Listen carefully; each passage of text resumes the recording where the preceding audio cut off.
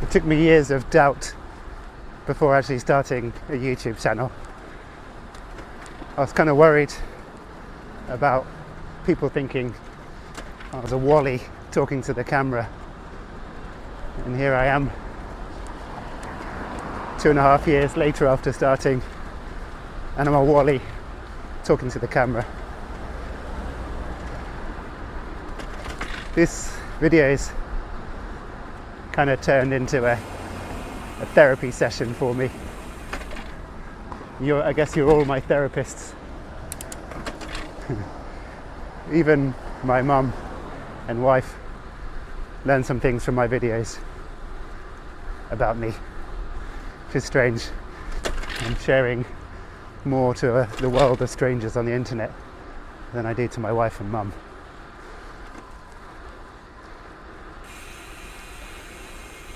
Anyway, most of my videos are voiceovers, but I thought I'd have a go talking to the camera and not worry about looking like a Wally. Who cares?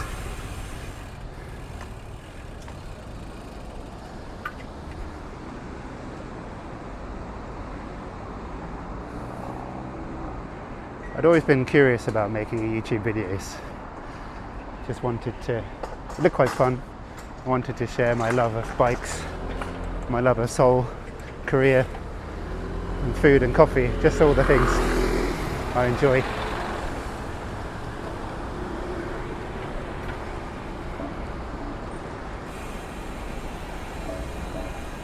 But I didn't really have a concept, I was overthinking it.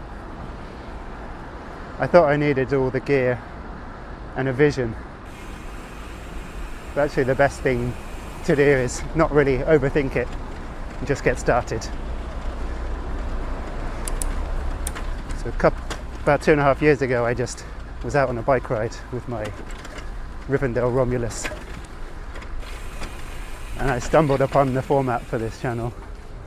Oh, gonna go Seoul.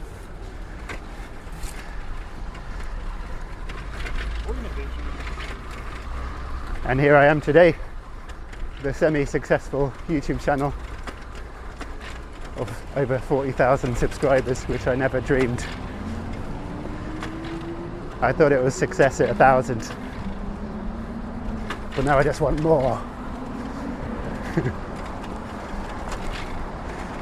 Anyway, if you want to start a YouTube channel and you're curious, just start. Don't think about what other people think. That's just general life advice, really, but especially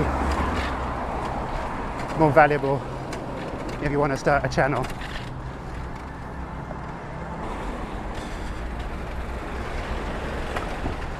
I don't even overthink it so much with scripts and everything. If you're passionate about something and you practice, at least the words will just come out. I'm usually recording a voiceover and reliving the ride. Now I'm recording a live video. Well, recording me talking. It is a little bit harder. But if I do this more, it might get easier.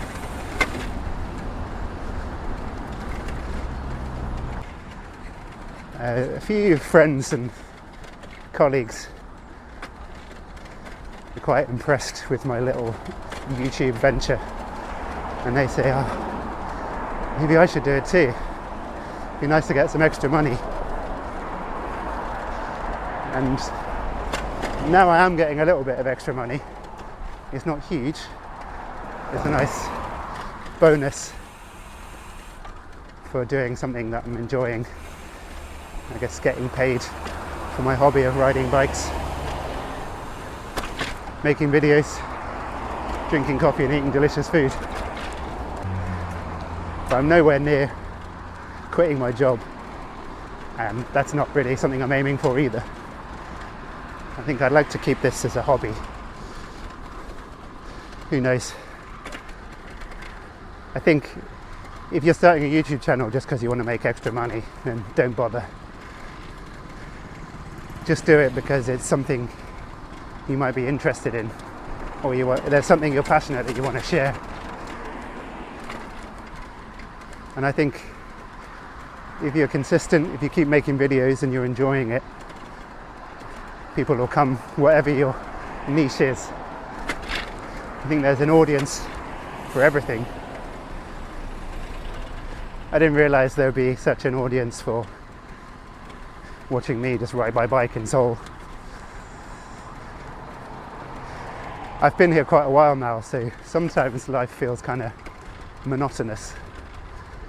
And I think, why would anyone want to watch me just live my daily life?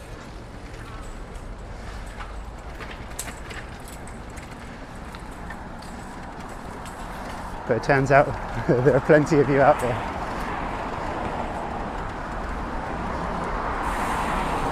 To me, riding bikes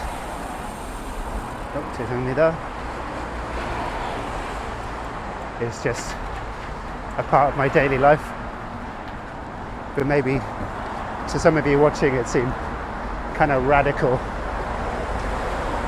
to not get around by car and have bikes as my primary form of transport. So even if you think your videos might be boring, if you're passionate about them, people will want to watch them. I said before, something that was putting me off starting was not having all the gear. But now, filming and editing is so easy. You can just start on your phone with what you have already. I just started on my iPhone,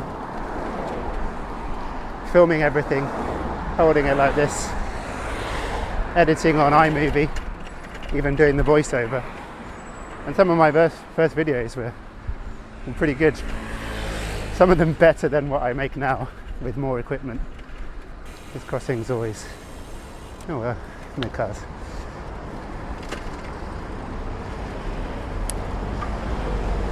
And it worked for me back then. I quite liked being able to just edit on the go. If I had a few minutes, just whip my phone out and edit. Much more wholesome and enjoyable than doom scrolling. But after a while that got too much, and I got my Go Ultra camera that sticks here, and that made it the riding shots much safer, and they look pretty cool now. Nowadays a lot of my videos are even sponsored by Insta360, which I'm grateful for.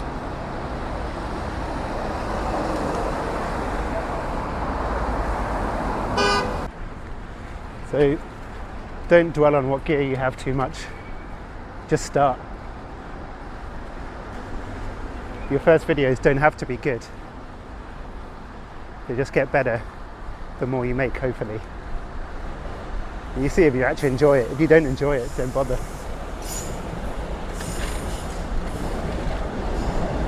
Another thing I mentioned before that put me off about making YouTube videos is I thought I had to be doing this, talking to the camera. And I tried it the first day, not even talking to the camera, just doing a live bike check. And the words just weren't coming out. So I filmed it in silence.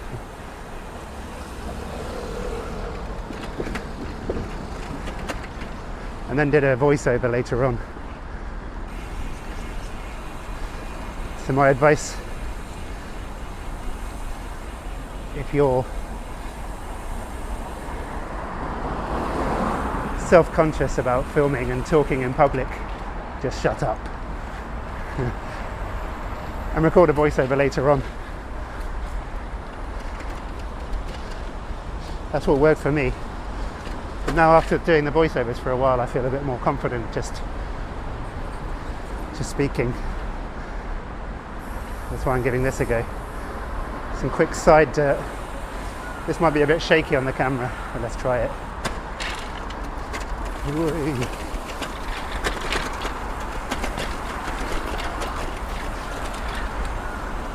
It was a bit shaky on the camera. We survived. I didn't tighten up the stand enough.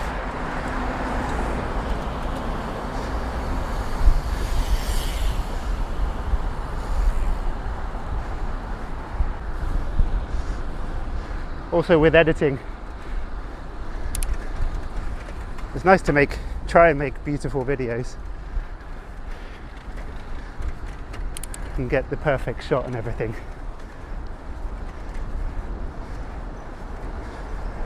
But don't overthink that either.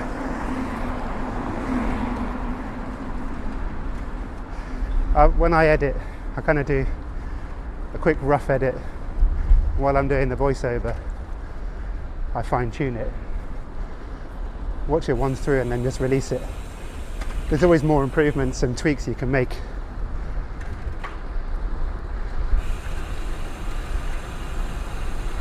But as long as you're genuine and you've got a good story, people will enjoy it anyway, even if it doesn't look perfect. Oh, and about the self-consciousness of filming yourself. The little chest cam helped me a lot. And now I'm confident enough to have this thing sticking out the front of my bike. This is my first time recording live. Well, not live, I keep saying that. Recording, talking to the camera. I think I might give it a go a few more times. I definitely wouldn't be able to do this walking around. It's too slow. People will notice you even more. But somehow riding along, I'm less self-conscious. But what's the point in being self-conscious anyway? People will see you, they might comment, and then they just move on with their lives and never think about you ever again. So, I guess what I'm saying is just be a Wally and don't care if people think you are one. Hope you enjoyed this video. Like and subscribe if you want to see more. See you later.